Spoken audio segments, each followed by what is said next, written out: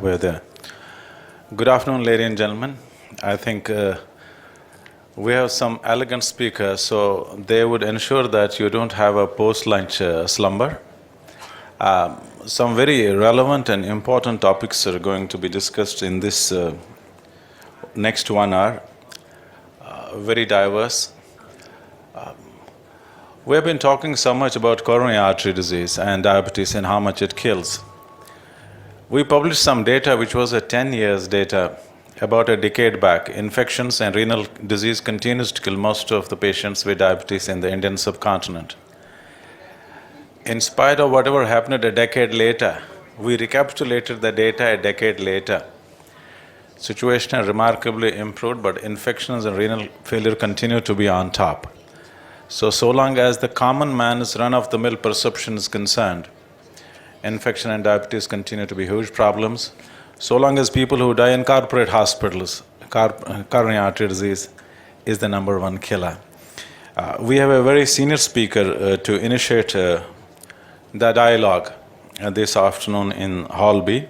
We're talking about diabetic kidney disease, and we have a very senior professor and head department of nephrology at PRS Hospital, Trivandrum. As per the data, she seems to be quite popular speaker at state, national, and international forums. I would request her to start her talk on diabetic kidney disease. I would only request all the speakers, we have 1 hour slated and we have 5 important talks.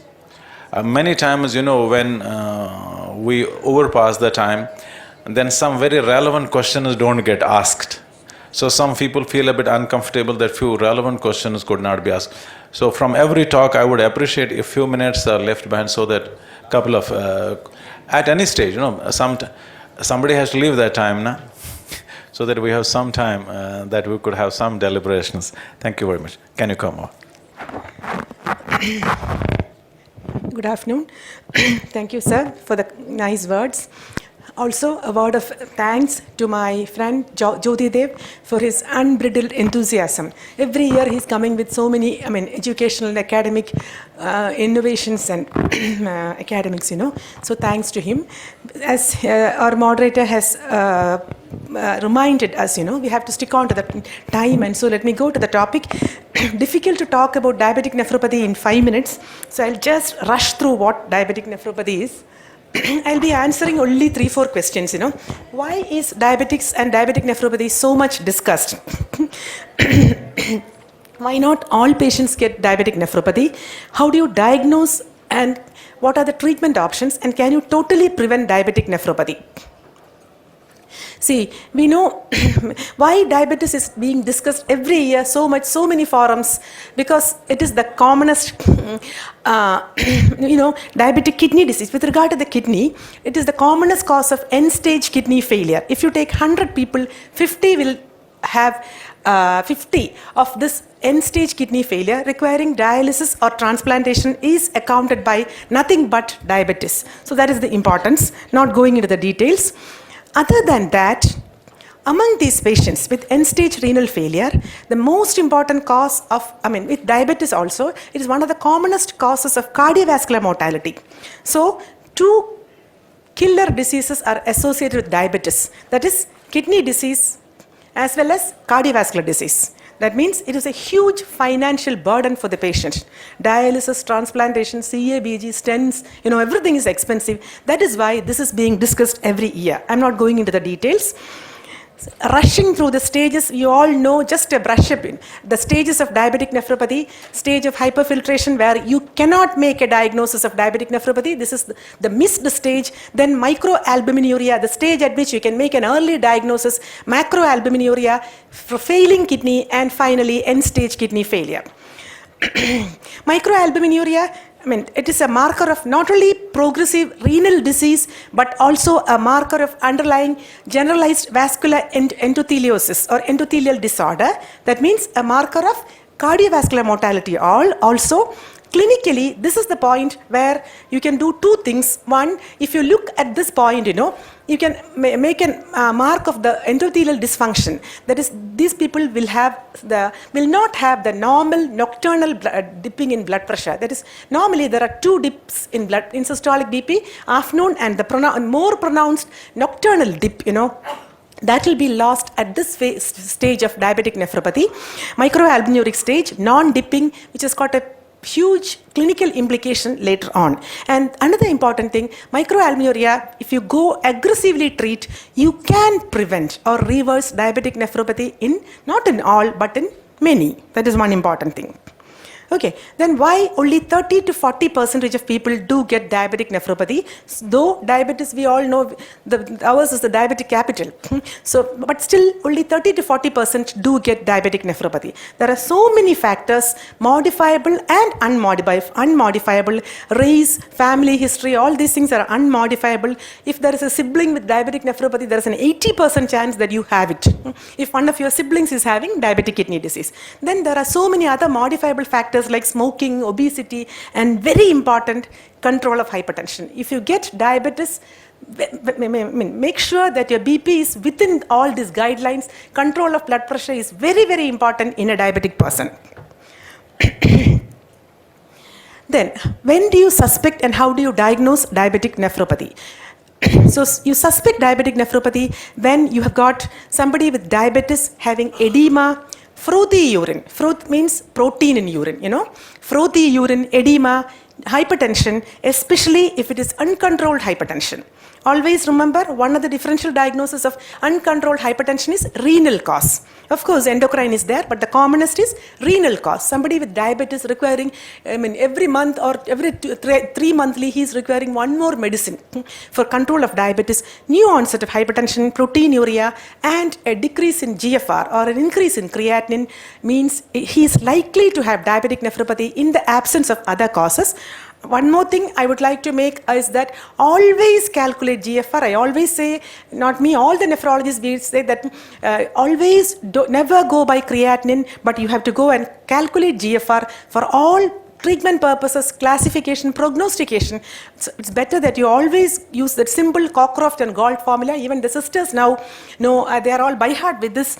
And you keep it that in your OP as well as in wards and calculate GFR by that formula.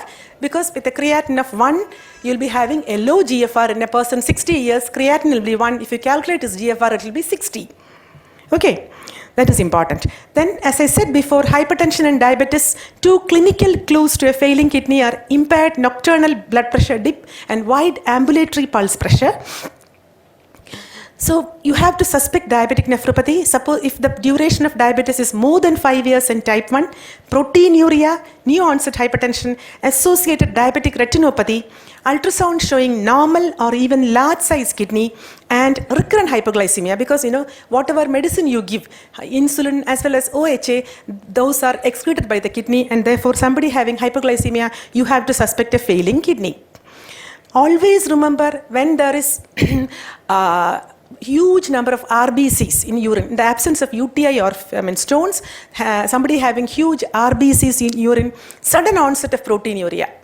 Last month it was nil, now having 3.5 gram. So sudden onset of nephrotic proteinuria or huge proteinuria, RBCs in urine, absence of retinopathy, and rapid fall in GFR. These are the clues for a non-diabetic kidney disease. Look for that also, and never sit back and relax thinking that this is diabetic nephropathy. So very easy to diagnose diabetic nephropathy. Make the patient spend some 25 rupees for a urine albumin, or if it is negative, for microalbumin, creatinine, estimation of GFR, BP, and eye examination. When do you screen for diabetic nephropathy? Type 1 nephropathy 5 years, type 2 at diagnosis.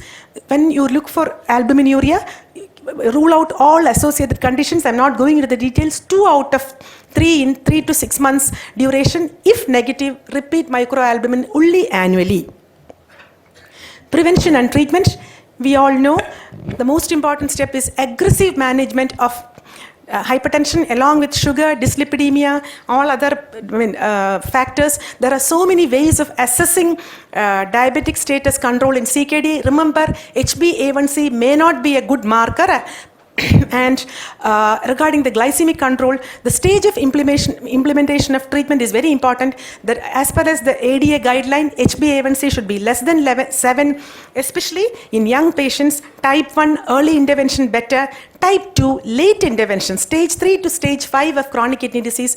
If you go for stringent monitoring, it may not convert into benefit, right? So that means. Then regarding one word about the medicines, you all know GFR less than 60, reduce the dose of metformin to 50%, less than 30, stop. Stop metformin for fear of lactic acidosis, though we don't see it very commonly. Then short-acting sulfonylurea, glycoside are very safe, glipizide. So also gliptins, of the gliptins, linagliptin do not require a dose adjustment. All others do require dose modification. Not going into the details. Then that's all. Then about the newer molecules, SGLT2 receptor, SGLT2 inhibitors, you can use it if the GFR is more than 45. Salt intake, you have to go for a low salt diet. BP control, remember, very important. Somebody without proteinuria, the BP target should be 140 by 90, but with proteinuria, your BP should be less than 130 by 80. And the preferred agents we all know is AC inhibitor or ARB. Statins are good to prevent cardiovascular mortality in diabetes. They are good for prevention of cardiovascular mortality, which is a huge burden in diabetic kidney. But as such, there is no documented, or as per the evidence as of now, there is no documented renoprotection for statins. Then suppose there is relentless progression of kidney disease, you have to go for dialysis or transplantation. That's all. For short of time, I'm winding up. Thank you. Thank you very much for just running like a marathon runner. Almost breathless. We have a very nice talk coming, that nephropathy thing, sexual dysfunction and diabetics. Many times, there are certain aspects of medicine which we have poo-pooed in the past. I still remember that when I became an endocrinologist, I was telling some of my friends yesterday only, when I became an endocrinologist, I was feeling so shy of asking a menstrual history. So we employed a lady in our own department who later became a diabetes educator, is now a very senior person, who would just ask them, you need to be examined by our doctor, and would ask about menstrual history. But now I know, decades down the line, that how much sickness and how much discomfort remains unearthed because we don't talk about the issues that are relevant to the quality of life. And sexual health is one such issue. Every time we poo-poo it, we suddenly become 1 billion population, I don't know from where. We are looking at 1 billion planning, we become 1.2 billion. We sit in a meeting in New Delhi and we start looking at 1.5 billion. And last time I was telling last weekend in Chennai, we were in a meeting of Government of India, and the person who was chairing the meeting was the successor of late President Abul Kalam, DRDO chief, Selvamurthy, his very close friend. He said, every time I talk with Abul Kalam, he says plan for 3 billion, the way at which we are bursting at the seams. So it's very relevant to talk about sexual dysfunction. And we have a very elegant speaker and a personal friend, Dr. Deepak Jamani, delivering this brief talk. He is a diplomat, American Board of Sexology, one of the very rare breeds in this part of the world, fellow American College of Sexologists, editor, International Journal of Psychology, and many, many things, apart from being a lovely human being. Jamani. Thank you, sir, for that very sexy introduction. I thank Dr. Jyoti Dev, Gopika, and Sunita ma'am for inviting me here and giving me an opportunity to share my thoughts, concept, views, and passion. Sex is something which connects as nothing else can. It's the ultimate expression of love. And when we get married, wonders happen. And when we get diabetes, we wonder what happened. I would be discussing today as to what are the barriers and challenges in managing sexual dysfunctions. I'll focus only on the male sexual function today. And I'm going to speak about treatment and the other functions tomorrow. I thank my teachers, Professor Dr. Shashank Joshi, Dr. O.P. Kapoor, Dr. Prakash Kothari. I am whatever they have made me be. I beseech them to bless me. erectile dysfunction is a silent epidemic, is underdetected, undertreated. Worldwide, totally 14% of men with ED have sought and received treatment. Prevalence increases with age. The Indian study which we have, it's an index study which is observational study on erectile dysfunction patients in diabetes mellitus. Prevalence is around 40% in the age group of 40 to 37. There is depression in most of these patients. There are neurovascular complications. Issues being joint families, lack of privacy, and low marital adjustments in these patients. Our KEM data for last 10 years, 56,342 patients, all diabetics, the age of 31 to 72, all are on OHA and some are on insulin and insulin pumps. And history of diabetes is more than 9 years. And all our ED patients are below the age group of 31 and 70. We found that diabetics male suffered from erectile dysfunction to 61%, premature ejaculation 36%, hypoactive sexual desire disorders to 40%. In most of the females, we found hypoactive sexual desire disorders and depression, which was very common. Most of them had renal and they had all sort of comorbid conditions like hypertension, dyslipidemia, obesity, vitamin D deficiency. They were smokers, had gutka and all. Some of them had sleep apnea. Our data was comparable to the international data as regard the comorbidities are concerned. Most of the studies proved that. Now, we know that ED is common. So, what are the challenges ahead we have? Why it's so common? Why it's not discussed about? Why patients don't talk about it, they think about it? Why is this? The problem is, there is a two-way relationship, We have anxiety, depression and marital problem which leads to erectile dysfunction, and erectile dysfunction also leads to all these things. There is a vicious circle. Stress, psychological disorders can lead to organic disease like heart disease, which can produce erectile dysfunction, and that's how the vicious cycle comes in. All these affect the quality of life, which make the quality of life worst. We have seen younger patients having erectile dysfunction, the infrequent sexual activity, there is a presence of comorbidity. We are seeing young hypertensives today, young dyslipidemics today, young obese patients today, and this leads to relationship breakdown, and then they don't take treatment. There are a lot of barriers to this. And what are these barriers and how do we break these barriers? Who should ask? Is the patient going to talk to you about it? No. The onus is on us. We ask history of allergies, we ask histories of surgeries, we ask history of addictions. We can ask one more small question to them, that do you have problems in making love? It will make a lot of difference. And this will open up a Pandora's box, and you will not believe he'll become your best patient, best friend. He wants it to you to initiate a dialogue. Internationally, it was studied what are the barriers in seeking treatment for erectile dysfunction. 40% of them consider that ED is a normal part of aging. And they wanted ED to go away on its own. They were embarrassed to talk about it. Doesn't happen at all the time. It was transient at times. They didn't want to take any drugs. It was not important for them. Nothing can be done about it. That was their impression. And they were afraid of underlying problem and serious. And some of them said they can't afford it. Some of them were advised implants, which was costing 4-5 lakhs. So they didn't want to afford it. So what are the challenges? The vast majority of the patients do not present with ED as a disease. They all consider it to be a symptom, like cold and all that.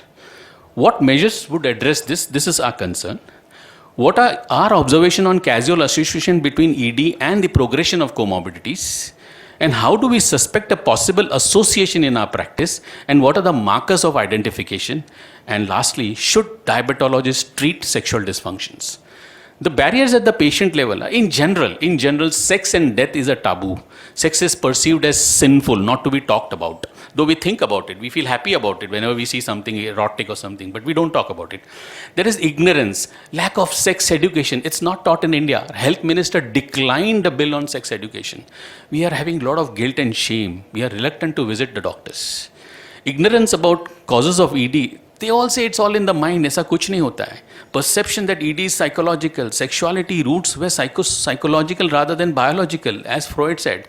Myths Over the counter, they take drugs. They take sildenafil, Viagra, Penegra, all these things, and they have sex. But that's wrong. Lack of expertise, even in our healthcare system. There is a stigma. Normal aging phenomenon is not understood. ED gets better in time. That's what they feel. They have a fear of underlying problem. So when ED is mild to moderate, I still have intercourse. This is what they feel. So I don't want any treatment. There's lack of support from the partner also. ED is not that important. They use a lot of alternate therapy. They go to quacks and they take counterfeit medicines. What happens to doctor? Doctor is embarrassed to talk about sex. Don't want to embarrass my patient. That's what he feels. Don't know how to bring about the topic. And he has no time to deal with erectile dysfunction. I don't have time. I don't know how to ask my patients about ED. This is what some of the doctors told us. But there is a way. And the other stigma is there are a lot of questionnaires to diagnose it, which are cumbersome. And no patients in India have given the right answers to these questionnaires. How do we come out of this? We have to broach this subject, make a statement, and then should be followed by an open question. Something like this. Many men with heart disease experience problems with erections. This is one good statement which doctors can ask. Sometimes men who take antidepressant medications, they notice a change in their sexual functions. Often men who smoke heavily have erection problems.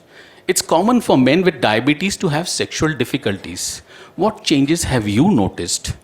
How have you been affected with this? What about you? Do you have any such issues? Give them statistics that erectile dysfunction increases with age. Smoking doubles it. Men with diabetes have 3 times more likely to have erectile dysfunction. So the challenges of physicians at our level are, what are the considerations to make a sexual counseling effective? It should be effective. There are certain stubborn ideas in them that has to be removed. How would you approach a drug treatment for any patient? What are the possible measures to standardize ED treatment in Indian setting? There is no standardized treatment for erectile dysfunction in our country. When a man has erectile dysfunction, we should adopt a high index of suspicion and always screen them for underlying cardiovascular disease, particularly in patients with diabetes. This is one of the best things which I have found. My concept of erectile dysfunction is you either consider it to be a symptom or a disease. If you consider it to be a symptom, you need erection on demand, and the treatment could be pharmacotherapy. Immediately take a tablet and you get rid of it. But is it so? No, is it not? Is it a disease? If it is a disease, we need to have permanent modification of the natural cause of the disease, and the end of the spectrum has to be a cure. For that, we need something which is called as regenerative medicine and phytonutraceuticals, because there is a structural and functional changes in the endothelium which occurs. So we need to understand there has to be something which can regenerate the damaged functional endothelium. Friends, challenges are what make life interesting. Overcoming them is what makes it meaningful. Don't limit your challenges. Challenge your limits. That's what. The treatment modalities which we have today, the first line of treatment is oral therapy with counseling. Second line is injection in the intracavernous tissue and counseling, vacuum therapy and counseling, intraurethral drugs and counseling. The final is surgery and counseling. So counseling forms the mainstay of the therapy. Even when you have to give them Penegra or Viagra or Tadalafil, you have to counsel them as to how to take that tablet. The regenerative therapy which we have is gene therapy, mesenchymal therapy, and phytonutraceuticals. The gene and the mesenchymal stem therapy are in the research state. They have tried with good results, but still not come to India. But phytonutraceuticals we have. Another 1 minute more. The concerns for treatment are many clients become discouraged or impatient due to self-critical nature. They are urgent, they all want fast results, and they have unrealistic expectations. They have preference for pharmacotherapy only, non-compliance with the medicines, and surgical phobia and cost is there. There are lingering concerns. They don't communicate well. There are negative attitudes towards sex. There are negative attitudes towards a partner. They feel, some of them come and tell us, Doc, I can have sex with my girlfriend, but not with my wife. I don't know why. Inaccurate beliefs about sex, comorbid conditions. So we have to encourage realistic self-assessment expectations, review their accomplishment, encourage communication in a specific concern to partner and therapist, and encourage self-management. Should diabetologists treat sexual dysfunction? Yes, they can treat, but They should have a good team of endocrinologists, a sexual health physician, and a counselor and an androsurgeon. They jointly can manage these issues. So if you consider ED as a symptom, you have all the drugs in the world. If you consider it to be a disease where you want a cure for them, then phytonutraceuticals are the answer. Research is going on. Today we have just phytonutraceuticals, which are nothing but a combination of L-arginine with various antioxidants which are available. I will discuss all these things tomorrow in the treatment part of it.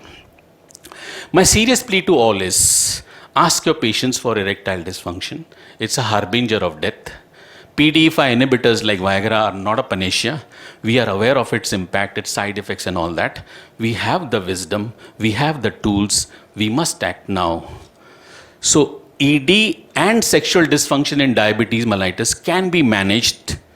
Counseling is the mainstay of treatment. Regenerative therapies are a promise. Phytonutraceuticals have a great potentials. So don't let your diabetics die in bits. Thank you all for your love. I still vividly remember more than a decade and a half back, a psychiatrist talking about his own erectile dysfunction in a forum in Mexico, and how he himself felt so desperate and couldn't do much about it. Professor of Psychiatry. How to differentiate between MODY and early type 2, I have told, insulin resistance features, and they often respond to OHA, mainly metformin. Then the last one, the most important one, is latent onset diabetes of adult, LADA. The importance is they behave both as type 1 and type 2. Why type 1? Because their autoantibodies are positive. Why type 2? Because in the initial half, they will respond to OHA for some 6 months or 1 year. They will respond to OHAs, but later on, they may require insulin. So LADA basically features of both type 1 and type 2. Antibody will be positive, non-obese patient, initially OHA responsive, C-peptide will be reduced, although present, reduced, ketosis may be present. Management of LADA, although they respond to OHA, insulin is the treatment of choice to preserve the whatever beta cell is there. Then there are so many other causes of secondary diabetes which are, of course, very rare. So I'm not going to various aspects. One worth mentioning at this is the steroid-induced diabetes. But another one which is worth mentioning will be fibrocalcareous pancreatic diabetes, which is very common in our part, South India and Kerala, Tamil Nadu, all these are seen. And the patient should be from tropical country, diabetes should be present, evidence of chronic pancreatitis should be present. There may be an abnormal morphology in ultrasound CT, steatorrhea may be seen, abnormal pancreatic function. And in the X-ray, you can see multiple calculi. One word about the C-peptide. It's a co-secretory product of insulin. The importance is to differentiate between type 1 and type 2, to differentiate between type 2 and LADA, and also help to decide therapy, especially in cases of sulfonylurea failure. Last slide. A patient with, on evaluation of a young patient, family history is very, very important. If you look at the family history, if the family history is positive, if 3 vertical generations are seen, think of MODY.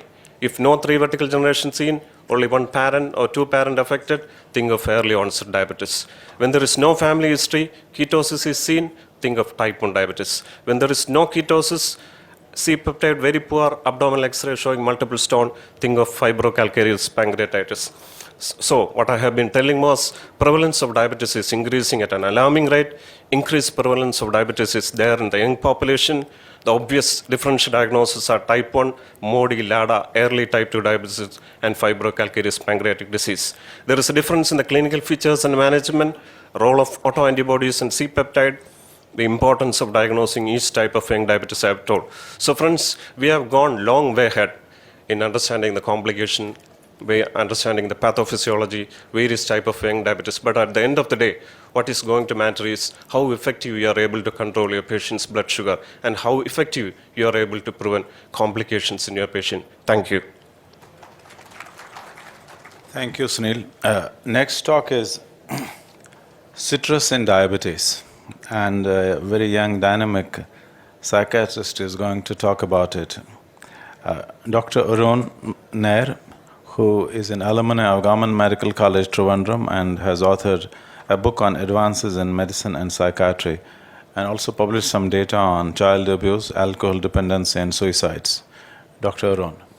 Thank you, sir, for those kind introductory words. My sincere gratitudes to my respected teacher, Jyotidev sir, for giving me this wonderful opportunity. Since I don't want to become stressed in the due course of my presentation and fall down flat dead at the end of it, I shall focus on certain subtle areas without going through everything. There is enough and more of evidence pointing out to the relationship between stress and diabetes. The prevalence of certain psychiatric conditions like anxiety disorders, depression, and even sexual dysfunctions due to psychogenic reasons are much more in diabetes compared to many other situations. So there is old literature, archival literature I would rather say, which suggests the correlation between diabetes and stress. There has been literature regarding the impact of the World Trade Center episode and how it has produced post-traumatic stress disorder and how the suffering people have developed new onset diabetes following that. There is also studies regarding the Swedish childhood diabetes study, which point to the relationship between type 1 diabetes and stress. So how does stress affect diabetes? There is enough and more of physiology which every one of us knows, so I don't want to pinpoint each and every point. There is significant evidence which shows that stress can lead to release of the so-called stress hormones, and that can worsen diabetes. Of course, acute stress and chronic stress has got different mechanisms by which hyperglycemia may be precipitated. So stress can activate the noradrenergic systems in the brain, release catecholamines from the autonomic nervous system, and can also have an impact on the serotoninergic nervous system in the brain, which can lead to certain syndromes, including depression and anxiety disorders. And in a nutshell, if we say, stress will definitely worsen the physical condition of a diabetic person. It can affect the attitude towards treatment and the compliance to treatment. It can affect the exercise and feeding habits of the person, and it can affect the immune status of the diabetic person also. So there are a lot of evidence pointing to the relationship between chronic stress and type 1 diabetes. So the way in which the diagnosis of type 1 diabetes is conveyed to the patient or to the patient's parents becomes very important. If you convey that your son or your daughter is diabetic, he has to be on insulin lifelong, actually there is going to be a significant stress to the parents, and parents may start restricting the child, not allowing him to go out for a tour or for playing, and that can add on to the stress of the child as well. So there are social factors and familial factors also which add to the stress, and there are patient characteristics. If the person has developed depression or anxiety, that is associated with a poor management of the diabetes. So there are a lot of environmental factors. A person who is stressed cannot follow the instructions of the doctor. He cannot follow the prescribed diet or the prescribed exercise schedule. Significant psychosocial impact also is there for following stress in the case of a diabetic person. So the importance of a psychological perspective is that everyone with a chronic health condition suffers psychologically. So our job number one is to identify whether the person with diabetes is suffering from something like depression. So to identify depression in a diabetic person, we cannot rely on sleep disturbance, appetite disturbance, concentration impairment, or even fatigue, which are the usual accompaniments of a depressive disorder. But instead, just focus on the first 4 points in this slide. The person would be having brooding self-pity and pessimism. He'll be exhibiting social withdrawal. He won't like to communicate as he used to in the past. He would have inability to be cheered up. He has a non-reactive mood, and he has a fearful or a tearful facial expression. Just give importance to these 4 and the rest also. Out of these 9 features, if at least 5 are satisfied for a period of 2 weeks continuously, it is a depressive disorder in your patient.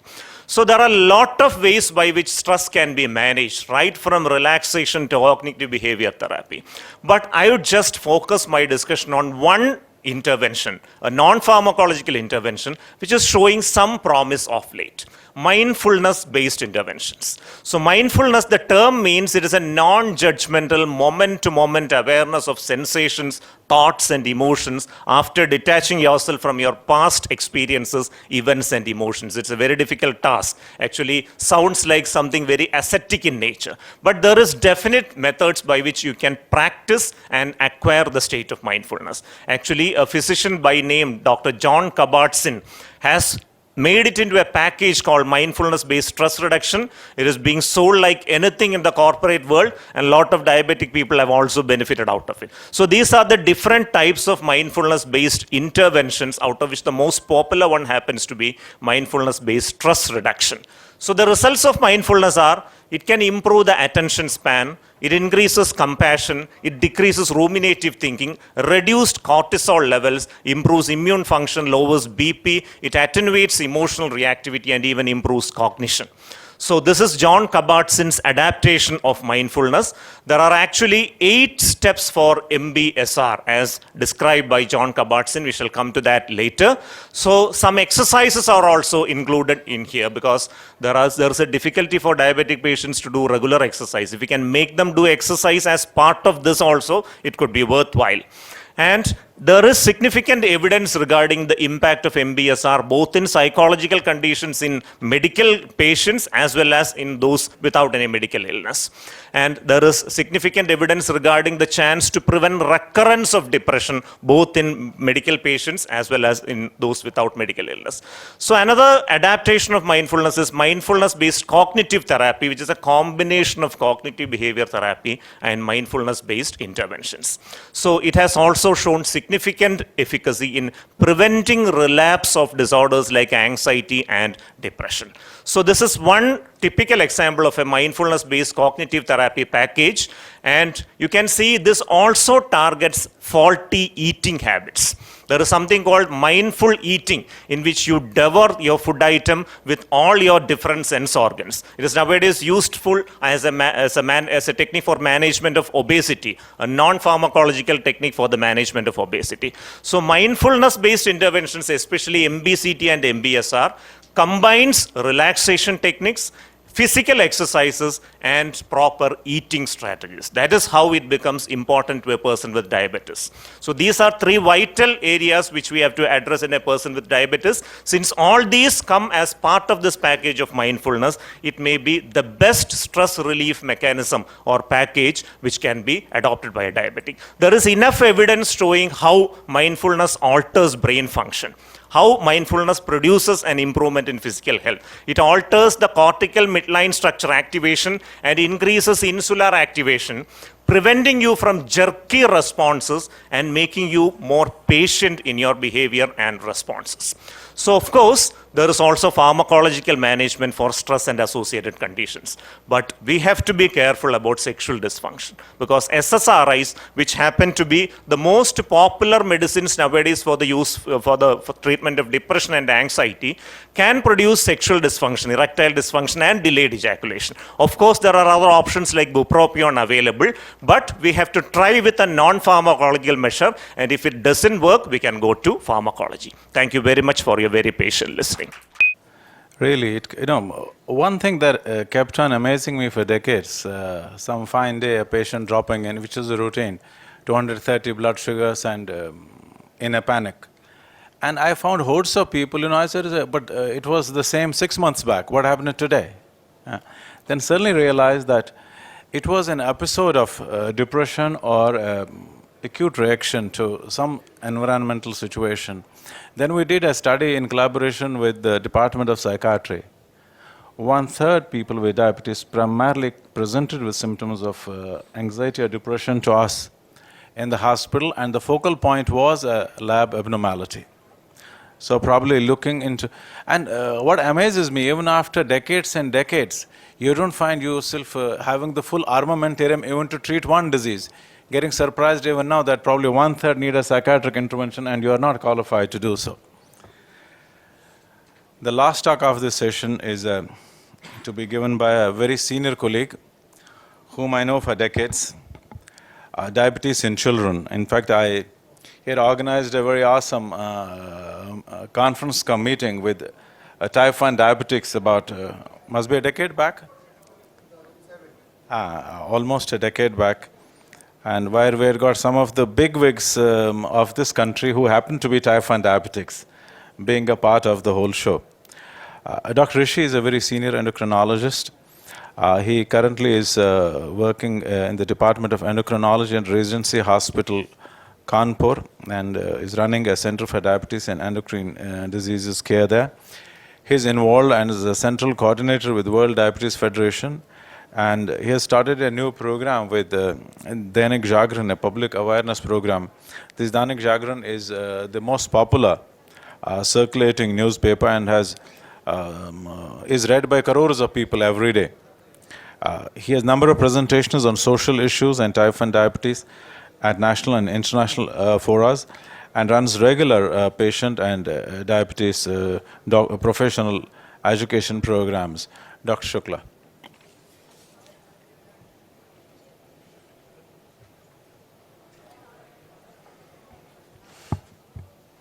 Good afternoon, friends. Thank you, Dr. Jargar, for good words. And thanks, Dr. Jyoti, for the opportunity. It is afternoon. Dr. Arun, it was a wonderful talk. Still, I'm in the part of it, and the mindfulness part really touched me. And way back, it was brought by Buddha before 2000. Mindfulness, the word this was first time coined by Buddha. And all Buddhist monks, they practice this, what he was narrating, the eating, when you are totally lost with eating. I believe eating can be converted into drinking, the type of alcohol you are consuming, you are lost and your flavor and savor, I think it will go very nicely. With food, it somehow does not go. But it was wonderful talk. Let's come to the type 1 diabetes in children. I'll share with some real life problems which I face in day-to-day practice. And the first thing is diet. Like, again, he was saying that don't put unusual restrictions. A diabetic can eat everything, but in a limited amount. That is one thing I would like to say. You don't restrict. If you restrict, if you ask anybody, don't go there, he would tempt to go there. So don't restrict. This is one. Try to be simple and practical. Then patients, the person's liking should be understood, and then one should move. There should be amount of flexibility. We don't need to have a very expensive diet. The seasonal foods and the seasonal vegetables are to be encouraged. This is one of the meeting where we had a lunch party with type 1 diabetes children. The growth is again, are people handling here with type 1 diabetes here, sitting here? No, not many. So the growth part is again while we handle type 1 diabetes, the growth, how much child has grown and how much is the pubertal development. That is again very important. This is one meeting where all of us went outside for a picnic, so a lot of children are around. Ketoacidosis in children again is a problem, and very frequently we see cerebral edema. So that is one thing. Please don't reduce blood sugars very rapidly. I have seen number of children and sometimes we have lost children. So that is one key point that I would like to put emphasis. The other issue is pumps. If there are wide fluctuations, it is a very good choice. Control definitely improves, but it is good for those who can afford and who can understand not only the affordability, the understanding technology is very important. And with latest, we have almost closed loop pumps available, so children can lead a normal life. The biggest barrier in pump is something to put into your body. Hypoglycemia again is a very important issue. We must explain the symptoms to the child and if possible to the family and if possible to the near and dear friends. The synchronization of insulin doses, meals and activity to be explained in detail. This is again a very important thing. Always things are mismatched. All of us should learn from ladies. They wear so matched dresses, their shoes, then hair clips and bangles, all things can't be synchronized with meals, the insulin doses and the meals. And I come out with a very simple principle. How to manage, if you eat every 2 hours, 3 hours, then they'll say, sir, it is not possible to eat and it is not possible to remember. A very, very short tip I say, keep eating something with the interval of 2 to 3 hours, small snacks, a buttermilk or Mary biscuits or roasted grams or something like that. Whenever hypoglycemia is developed, what people eat, they eat biscuits, they eat chocolates, they eat rasgullas, sometimes they even drink Diet Coke. It is to that. So what is advisable is take simple carbohydrate, glucose, sugar, juices, or sugary cold drinks. That's it. Hypoglycemia unawareness again is the issue that is to be explained to these children. I'll not be going into the details. What are the chronic complications? They all should be screened for chronic complications, particularly retinopathy, neuropathy, if possible, thyroid, and the celiac disease again is a very important thing. I had not been screening these children for celiac disease, but last 5 years we have started doing it, and to my surprise, huge number of children turned out to be positive for celiac disease. So if children is not growing any GI problem, then you go for a test called tissue transglutaminase. And when should they be screened? At 10 years of age, or 3 to 5 years after diabetes is detected, or annually. There are a lot of social issues for which I have been working for almost, I think, more than 2 decades. The parent adjustment, schooling, adolescents, college and career, relationships. So society's outlook is very important. If somebody says if you have diabetes, how long you are going to survive? The patient's attitude altogether changes. Dr. Arun is with me. A lot of counseling is really required. The poverty again is a big issue. So we have to handle all this because we cannot say no to these children. Adolescent again is the problem. The fluctuations, the recreations, the study pressures, and the major issue is comments by peers. You are taking insulin, you are taking injections every day. Oh, I can't look even at the injection. So that is the level. We came out with a model to evolve a model for care and social support for people with type 1 diabetes. I had a presentation long back in ISPAD meeting, International Society for Pediatric and Adults in Diabetes, Slovenia. And this model says that by community, we have a group and we have a regular meetings, and through this meeting, whosoever is exposed versus whosoever is not exposed, the exposed children and their families have a better outcome. So if there is a social environment and if the children see there are many like me, and if they see there are many who can do better, then they develop confidence. So this is where lies the importance of all these groups. And last thing, whenever I present a talk, I usually used to present a lot of positive things, a rosy picture. But the most important thing we forget, life is not easy for them. If they lose the track, they develop complications.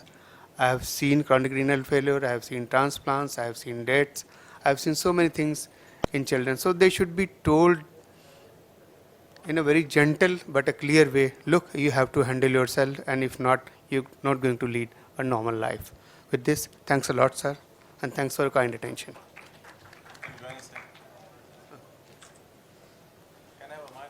Little breakdown of the RBC during the pregnancy. So lower level of glycosylated hemoglobin is accepted as a normal. If A1C is more than 6, that is considered as an abnormal value. Try to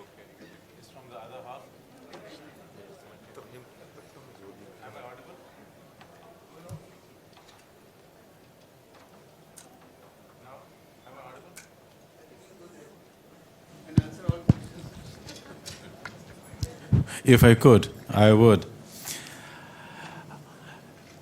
Diabetes in young is a huge issue, and it continues to be, its management continues to be a huge challenge. And I'm sure there might be some questions on various issues that we discussed. I would set the ball rolling by a couple of questions that have come already to our nephrologist. Regarding ACE and ARBs, till what stage of CKD we can continue giving them, and how frequently we should monitor potassium? Previously, we used to say that we have to, up to this 2.53 of creatinine, you can give AC inhibitors and ARB, and beyond that, you are not supposed to. But now there is no such value, above which you are not supposed to give. There is nothing like that. See, even with a creatinine of 5, you can give AC inhibitor or ARB for protection of, for LV, somebody having LV dysfunction. You need to give a severe LV dysfunction. You need to give an AC inhibitor. You are justified. So also somebody having huge proteinuria. You know that it is one of the markers of CKD renal failure progression. So you're justified in starting AC inhibitor or ARB whatever be the stage, but make sure that person has got normal potassium. That means it should be less than 5. And need not go up to 5.5 and 6 and all. It should be less than 5. And always you should ensure that this patient of yours for whom you are starting this should come back very frequently. There is no guideline like that once in 2 weeks, nothing like that. But you have to tell them very clearly that this is being given for this particular issue. It can cause slight increase in create potassium. So it has to be, it is a double-edged sword in some people. So you have to check this very frequently, give in writing and ask them to come for follow-up after 2 days. Somebody with creatinine of 4, I'll definitely ask him to come for follow-up after 2 to 3 days. So you have to monitor them. If you get back the patient, then you can definitely start irrespective of the stage if potassium is normal.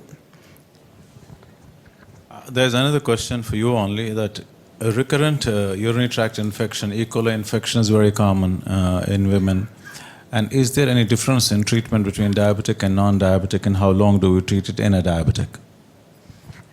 Diabetic ladies are very much prone for urinary tract infection. When you get a diabetic lady, you have to see whether there is correctable factors with regard to diabetes and infection. 1, uncontrolled sugars. 2nd, diabetic insensible neurogenic bladders, with huge post-void residual urine. They are not aware about the fullness of the bladder. So you have to look for the post-void residual urine sonologically and correct it with the help of urologist or medicines, whatever it is. You have to look at that. Otherwise, there is nothing much. Different with regard to diabetic UTI and other UTI. I have got 2 other questions with me. In CKD.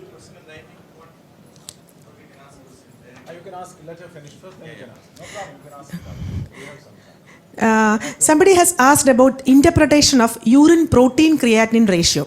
See, let me tell you how to proceed. How will you evaluate proteinuria in a diabetic?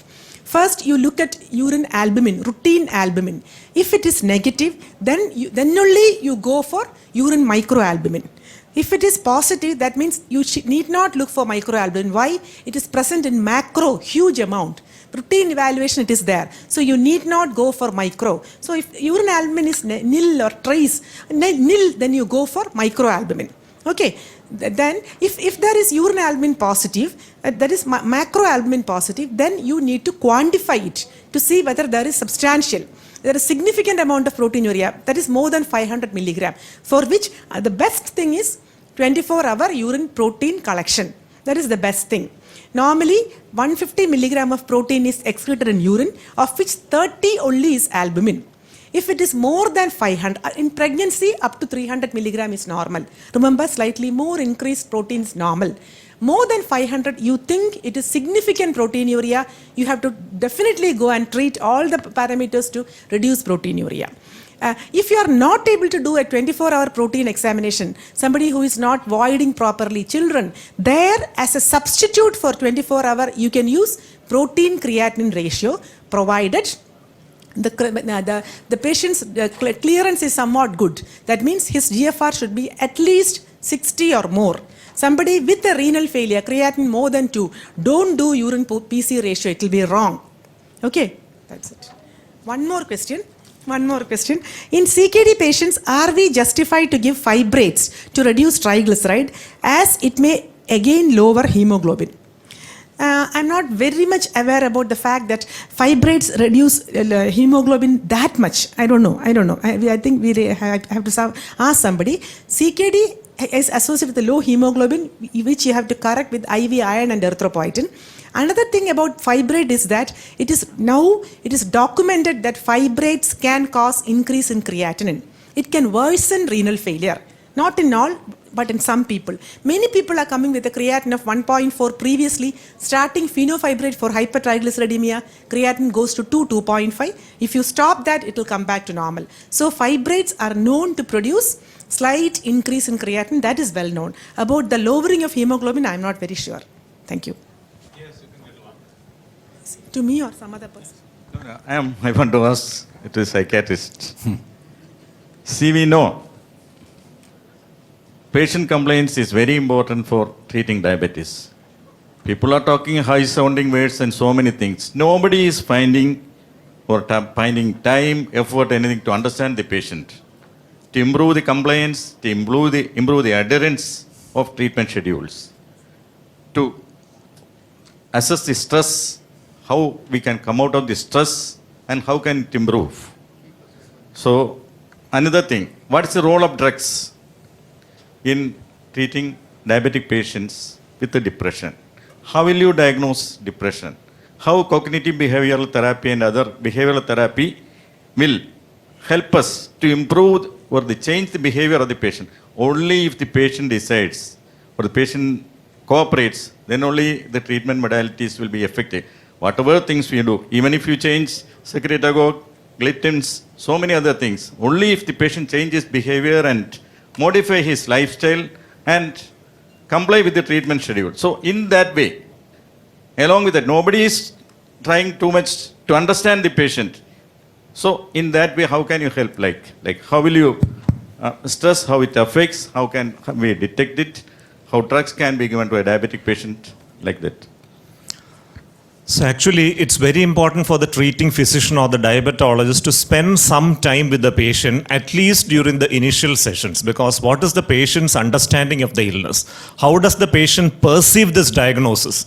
Does he perceive it as a catastrophic experience which is going to damage his life? Or does he take it as a challenge which he has to work on to produce more improvements in his life? That attitude is very important. So in the initial session itself, it is very important to motivate the patient to such an extent that he should not go from your clinic feeling that his life is finished.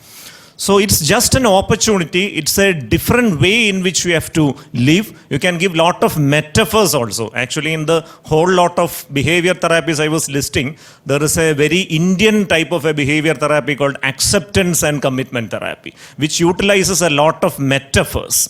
And this metaphors, actually, I get a lot of type 1 diabetic patients, adolescents, with whole lot of issues. So recently, one adolescent boy, 16-year-old 10th standard student, was refusing to go to school for a significant period of time. And his major concern was that whether I would be able to get married, whether my kids would be affected by my illness, will my whole generation be ruined, will my whole legacy be ruined just like that. So maybe because such explanations were not given by the treating physician, or probably that was not proactively asked. Just like what Jumani sir has mentioned, there are certain aspects we have to ask proactively, especially in the case of type 1 diabetic children. We have to start with an open-ended question. How do you feel? What is your problem? What is your distress? But if the child doesn't communicate things very clearly, it is very important to ask certain closed-ended questions, especially questions regarding sexuality, questions regarding reproduction, regarding genetics and things like that. So regarding the medicine part of it, definitely medicines are very useful in treating depression in diabetes. And among the various antidepressants available, SSRIs, selective serotonin reuptake inhibitors, have the best evidence, best tolerability and best adherence rate compared to many other antidepressants. The only two problems we have to be careful with SSRIs is, number one is a chance for a sexual dysfunction. Delayed ejaculation happens in a significant number of males and erectile dysfunction in at least some. So it's a problem. And even in those cases, we can treat with bupropion, norepinephrine, dopamine reuptake inhibitors, which are alerting in nature, which improve sexual function slightly also. And regarding diagnosis of depression in case of diabetes, just I had given a slide in which the Endicott substitutive criteria is given. We cannot trust sleep disturbance, appetite disturbance, concentration impairment and fatigue as the usual criteria of depression. Instead, we have to look for brooding, self-pity and pessimism. Observe the behavior. Is he too negativistic about his illness? Is he refusing to take treatment? Does he communicate vehemently that his life is finished forever? Such kind of communications, we have to take it seriously, because not only that could be an indicator of severe depression, that could also predict for the a possible attempted suicide among those patients, especially middle-aged to old-age patients. So, if you use the Endicott's criteria in which you apply the brooding self-pity, pessimism, and the social withdrawal, and the tearful facial expression, and inability to be cheered up, and you use that criteria with reasonable sensitivity and specificity, we are able to diagnose depression in persons with diabetes. Yes, yes, yes. Look into the patient's eyes. Instead of giving prescriptions or something like that. You're talking of type 1 or type 2? Sir, type 2. This is not type 1. Because type 2 patients are having more stress. As we all say, treatment is individualized. Like a female who I likes think designer the saree. point has been conveyed. I think we move on to Okay, if there's other last minute. Okay, thank I you. think a lot depends on when a diagnosis is made, the first clinician whom you see, and what sort of perception he gives to you. That makes hell of a difference because that leaves a huge impact on you.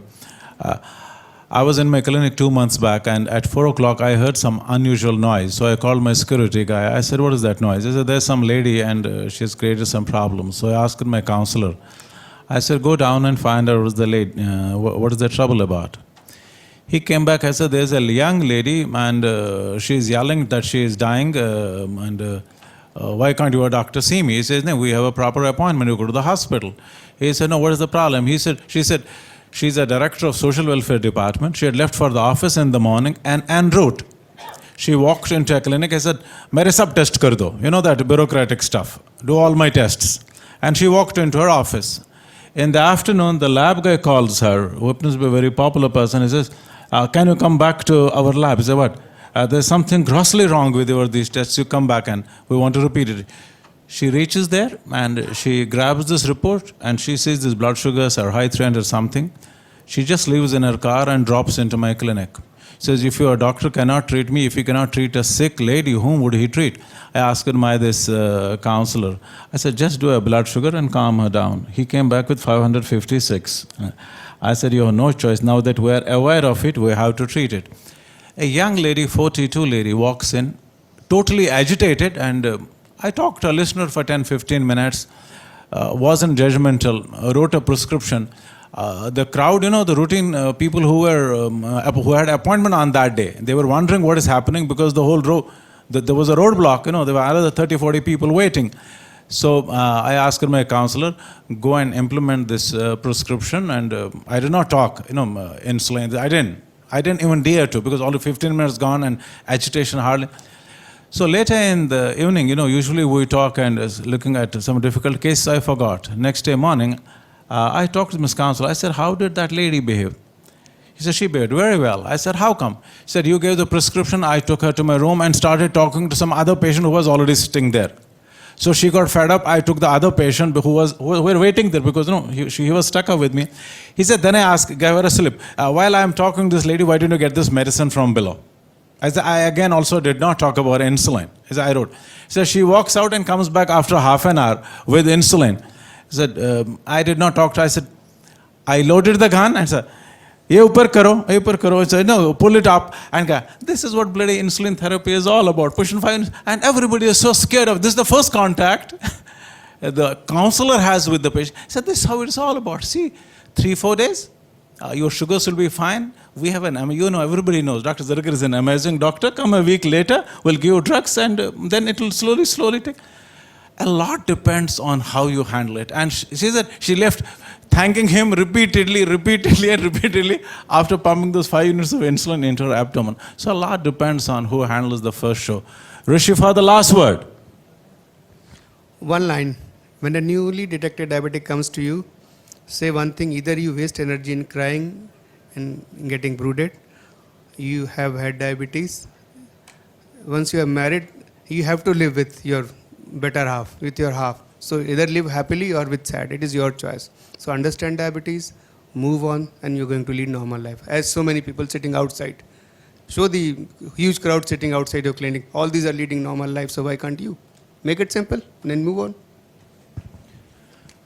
We have had a wonderful session. We have had some amazing speakers, and it's a pleasure winding this session up. Thank you very much for being patient listeners. Thank you very much for the speakers.